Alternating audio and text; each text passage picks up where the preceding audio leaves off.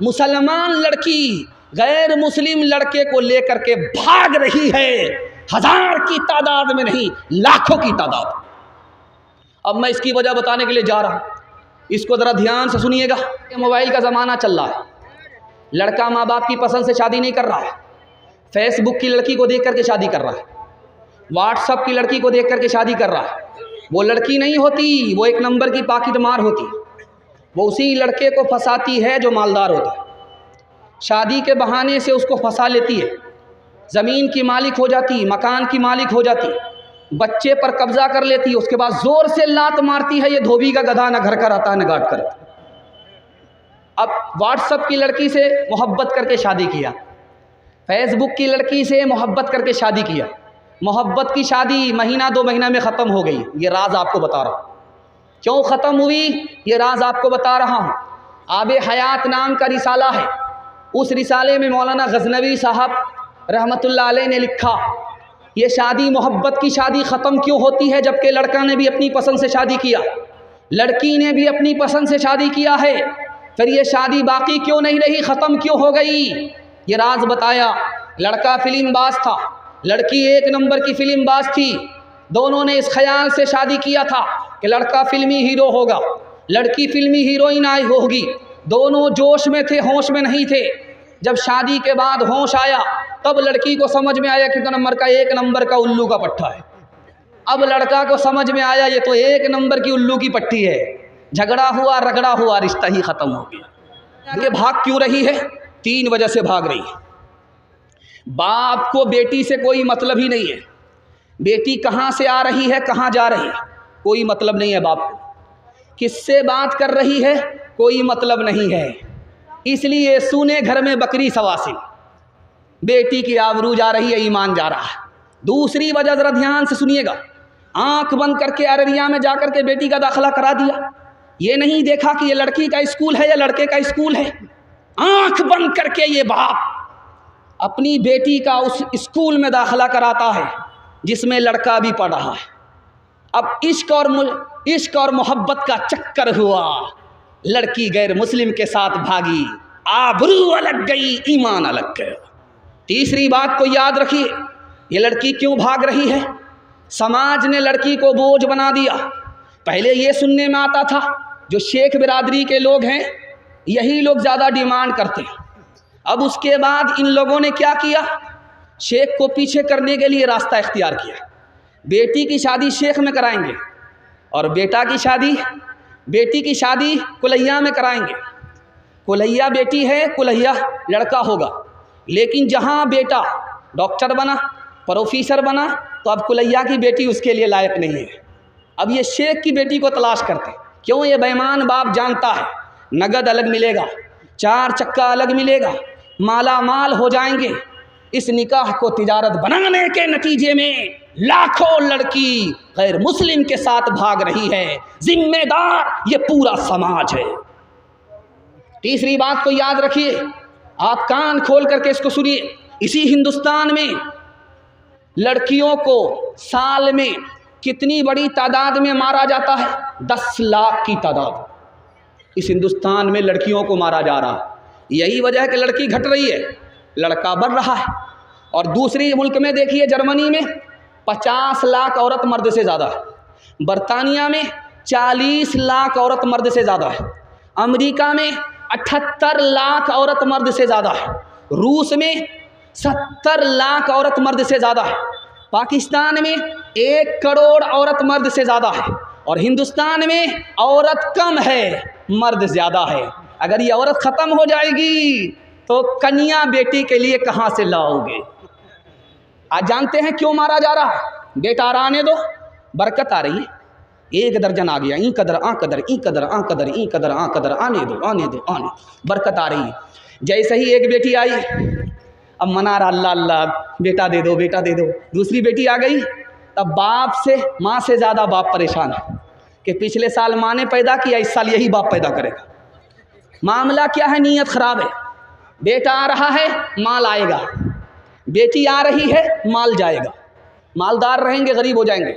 बेटी पैदा हो रही है, बेटी की वजह से गरीब है, अमीर नहीं हो सकेंगे, नीयत में फतूर है।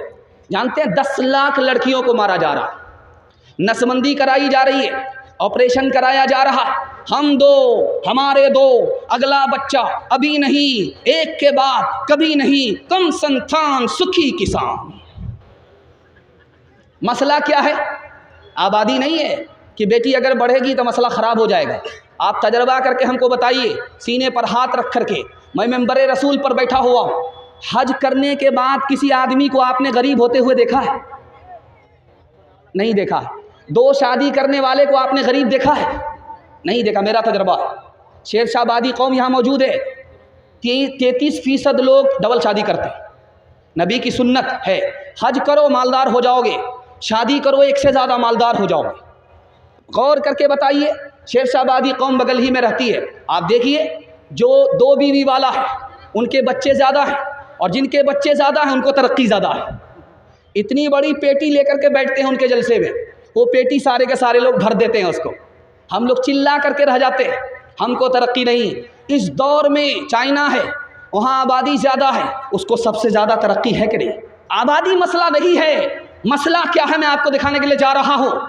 बेटे से बाप ने पूछा, बाप से बेटे ने पूछा, अब्बा हुजूर आपने अपनी शादी में कितना पैसा खर्च किया था? का बेटा शादी के लिए कर्ज लिया था और मैं बूढ़ा हो चुका हूँ, कर्ज अदा कर रहा हूँ, अभी तक अदा नहीं हुआ है। ध्यान से सुनिएगा, ये गुटखा में जवान हमारा कितना पैसा थूकता है। 12 अरब रुपया सिंध के जवानों ने गुटखा में थूक दिया। दारू में कितना पैसा बहाया?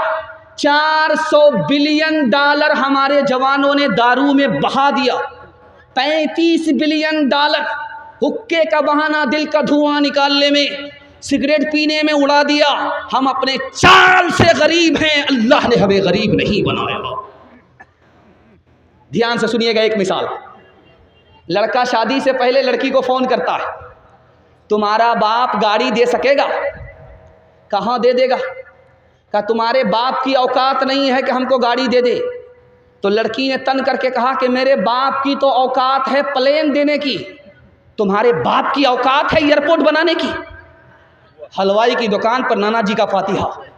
ओ दुनिया वालों छोड़ दो आदत जहेज की, अच्छी नहीं ये रीत रिवायत जहेज की। सबसे बड़ा जहेज है ऐ दोस्तों दुल्हन, फिर इसके बाद कुछ नहीं कीमत जहेज की। कहनों के उठते गरीबों रो बेटी, सामान मांगे 6-2-5 पेटी। कहनों के उठते गरीबों रो बेटी, सामान मांगे 6-2-5 पेटी। घोड़ा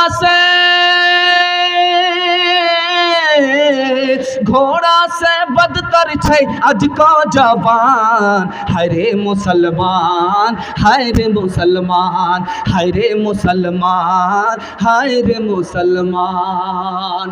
बेटी की शादी फ्री में करेंगे, हाथ उठाइए इंशाअल्लाह। बिल्कुल सही जा रहा है। बेटा की शादी फ्री में नहीं करेंगे, हाथ उठाइए इंशाअल्लाह। ये देखिए कितने बेईमान नजर आ रहे हैं। ध्यान से सुनिएगा, चौथा नमूना आपकी खिदमत में लेकर के आ रहा हूँ, इसको बहुत ध्यान से सुनिएगा। चौथा पैगाम आपकी खिदमत में आ रहा है, तेज़ी से निकल जाएगा। अल्लाह हमारे सुनाने को आपके सुनने को बेहद कबूल फरमाए। ध्यान से सुनिएगा, नशा के हवाले से पैगाम आ रहा है। हमारा जवान हाथ उठा करके वादा करे, मैं जो पैगाम दे रहा हूँ आप कबूल करके दिखाइए। मैं गारंटी लेकर के जा रहा हूँ जलसे में, 1 साल में आपको 10 साल के बराबर अल्लाह तरक्की देगा।